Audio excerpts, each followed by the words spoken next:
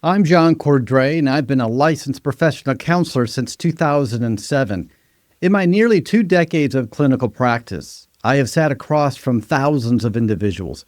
I've seen the spectrum of human behavior, from the deeply wounded to the highly manipulative.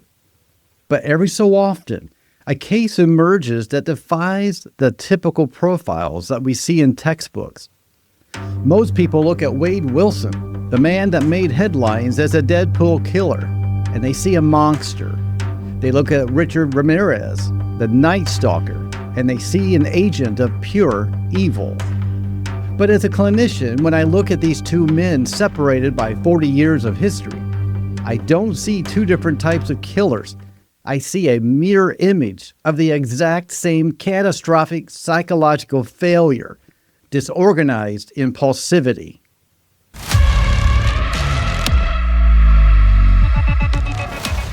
Have you ever wondered why some of the most dangerous people in history seem almost eager to get caught? So what happened here? Why do they leave a trail of evidence so loud it's impossible to ignore? Most of us are taught to fear the shadow, the killer who hides in the dark. But today, we're going to talk about the killers who stand directly in the light, daring you to look at them. The anatomy of chaos, unmasking disorganized impulsivity, and violent offenders. Today, we're opening a new clinical file to unmask the chaotic blueprint shared by Wilson and Ramirez. We're going beyond the headlines and the tattoos to understand the mechanics of a disorganized mind. Because if we can understand why some predators are so fundamentally impulsive, we can begin to understand the red flags that the rest of the world misses until it's too late. On one hand, society sees the Deadpool killer and the Night Stalker, and they're terrified. They make headlines. It's what people see on the outside. But from a clinical view, there are many psychological indicators that are similar. These men are separated by decades, yet they show similar backdrops and similar mental health indicators that we cannot ignore. First, let's define what disorganized impulsivity is. In the mental health field, we often categorize violent offenders in two primary buckets, the organized and the disorganized. You've seen my previous breakdowns of people like Ted Bundy and Brian Kohlberger. Those are organized offenders. They are methodical. They have a mask of sanity, a term coined by Hervey Cleckley that allows them to blend into your neighborhood, hold jobs, and even maintain relationships, all the while hiding a dark and terrifying secret. They plan their crimes, they scout locations, and they meticulously clean up after themselves. But what about Wade Wilson and Richard Ramirez? They represent the extreme volatile end of the disorganized spectrum. Their primary behavioral driver is something that I call disorganized impulsivity. Now, let's get a little clinical here for a second. This isn't just acting without thinking. Lots of people do that. This is a total systematic failure of the brain's executive function. We're talking about the prefrontal cortex, the part of the brain responsible for impulsive control, weighing consequences, and social behavior. In a mind driven by disorganized impulsivity, that brake system is completely broken. You may be wondering, if they were so disorganized, how do they evade capture for any length of time? Well, that's a good question, and the answer is chilling. It's because of their unpredictability. A methodical killer has a type or a territory. You can map them. But a disorganized, impulsive killer is like a wildfire. They don't have a plan. They have a release. They act when the urge strikes, regardless of who's around or where they are. This chaos makes them incredibly difficult to track in a short term. But, as we'll see, it makes their ultimate capture inevitable. The external identity and the death of the mask. Let's look at the first supporting behavior of this profile, identity externalization. Standard antisocial behavior usually involves a disguise. The goal is to look like everyone else so you can get close to your victims. But look at Wade Wilson. he didn't just have tattoos. He used his own face as a canvas for his antisocial identity. Antisocial behavior usually involves a disguise. The goal is to look like everyone else so you can get close to your victims. But look at Wade Wilson. He didn't just have tattoos. He used his own face as a canvas for his antisocial identity. Swastikas, stitches, and that Joker-esque grin. He was telling the world exactly who he was before he ever took a life. From a clinical standpoint, this is a rejection of the social contract. He wasn't trying to hide the monster. He was wearing it. Now let's go back to 1985. Richard Ramirez did the exact same thing, although in a different era. He didn't have facial tattoos, but he did have a distinct, terrifying aesthetic. He wore all black, he neglected his hygiene to the point of being physically repulsive, and he would flash pentagrams drawn on his palms during the court appearances. He's almost smirking and smiling and proud to be wearing that. Why would someone do this? Why would a predator mark themselves so clearly? As a counselor, I see this as a form of aggressive compensation. When an individual feels a total lack of internal control, which both these men did, they attempt to exert external control by intimidating others. They aren't trying to trick you. They're trying to force you to see their internal chaos. They want to draw you in to their lives. By making themselves other, they bypass the need to feel empathy or a connection to society. They become the character they've created. The second behavior that links these two together is a high-risk environmental disregard. This is where the disorganized part of the label really comes into play. In the case of Wade Wilson, his crimes were remarkably loud. He didn't lure his victims to a remote location. He committed the acts of extreme violence in areas where he could be, and was, easily identified. He drove his victims' cars, he used their phones, he even talked to his father and others about what he had done almost immediately after the fact. Richard Ramirez, his MO, or lack thereof, was the most terrifying trait. He would walk through unlocked doors in the middle of the night.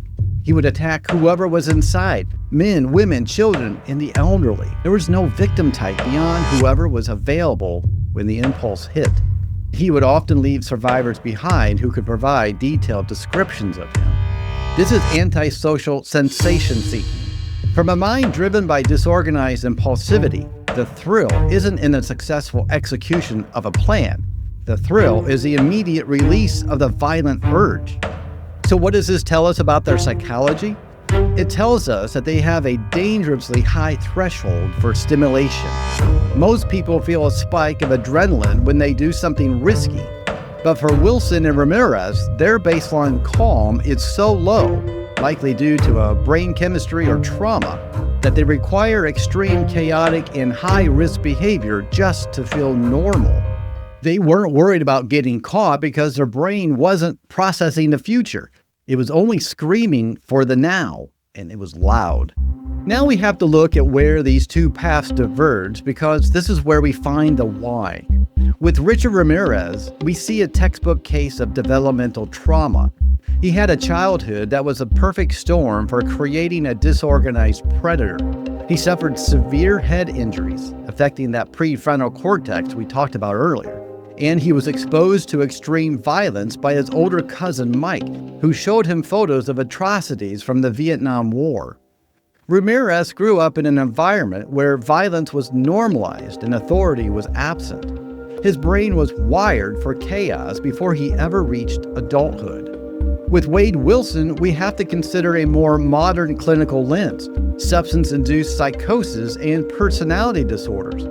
During his trial, his legal team and experts discussed his history of drug use. Now, I want to be clear here, millions of people struggle with substance abuse and never become violent.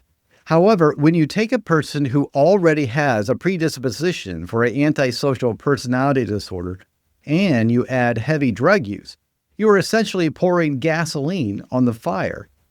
Drugs like meth or synthetics can strip away the last shreds of behavioral inhibition. For Wilson, the drugs didn't necessarily make him a killer. but they likely acted as a chemical key that unlocked his most disorganized, impulsive, and violent tendencies. Is one worse than the other? From a clinical perspective, they are two different roads to the same destination. One was built by childhood trauma and brain injury. The other was accelerated by chemicals and a personality pathology. But the result, the total disregard of human life, is identical. There is one final similarity that is perhaps the most disturbing of all: performative narcissism. Both men seem to revel in their trials. Ramirez's infamous Hail Satan outburst and his smug demeanor in court are mirrored with Wilson's behavior: the smirking, the lack of remorse, and the playing to the cameras. This is part of the disorganized profile. Because they can't find a way to fit into society, they find value in being society's villain. They see the fear and the media attention as a form of validation. In their minds, they aren't failures who got caught. They are icons who are being watched. Take a look at this photo of Ramirez and Wilson. What do you see? Do you see their smug look? They look so confident, and they even seem like they're famous, that they're glad that they got caught. Now the world can see them for who they really are. Believe it or not, this is why Wilson has gained such a strange, disturbing following on social media. People are drawn to the loudness of the chaos, mistake it for strength or edginess, and forget the clinical reality. This is a man who can't control his most basic violent impulses. You'll see this synthesis of the illusion of the monster. The face's external tattoos, the hygiene neglect, are not choices of a dark master. They are desperate signals of aggressive compensation. And the crimes, they are wild. They leave a loud trail of evidence, and it's not fearlessness. It's a neurological inability to process tomorrow. And the smirks, the courtroom performance is not superiority. They are not masterful villains operating on a higher plane of evil that they want you to believe. They are catastrophic failures of human regulation. So what's the takeaway from this clinical comparison? We study the organized killers to learn how to spot the mask, but we study the disorganized killers like Wilson and Ramirez to learn how to listen to the warning signs that are shouted at us. When you see a pattern of disorganized impulsivity, the constant risk-taking, the rejection of social boundaries, the externalization of antisocial identity, those are not just personality quirks. They are the behavioral red flags of a mind that has lost its ability to regulate. Understanding these patterns doesn't help us to understand the past, but it helps us to stay vigilant in the present. I want to hear from you in the comments. Do you think Wade Wilson's loud behavior was a calculated choice? Or is he simply a man who has lost all internal control? If you want to see a contrast to this disorganized style, watch my analysis of a highly methodical Jeffrey Dahmer right here. I'm John Cordray, a licensed professional counselor. I enjoy doing these videos. Thank you for joining me today. Keep looking at the patterns. Keep seeking the truth. And as always, good day and good night.